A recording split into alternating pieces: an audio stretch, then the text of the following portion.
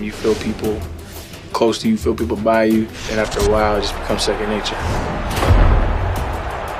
With player sense, players are aware of what's going on around them and they do appropriate action. We've expanded player sense. Characters are making hundreds of calculations per second. Running line of sight checks on the ground. They're actually checking what's ahead of them. So players do things that are very subtle, but make them seem much more intelligent on the field.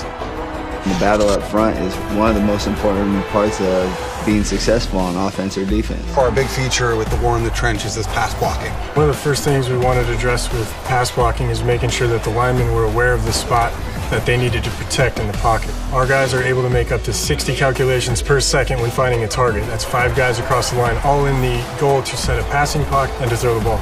When you watch these guys picking up blitz and do double teams and sorting, what you realize is they're not only thinking on their own, but they're thinking as a team. But football is a very physical game, so what you're going to see is the offensive line really fighting the defensive line. The war in the trenches, man, they have to be able to fight. You know, our guys, they fight as hard as they can.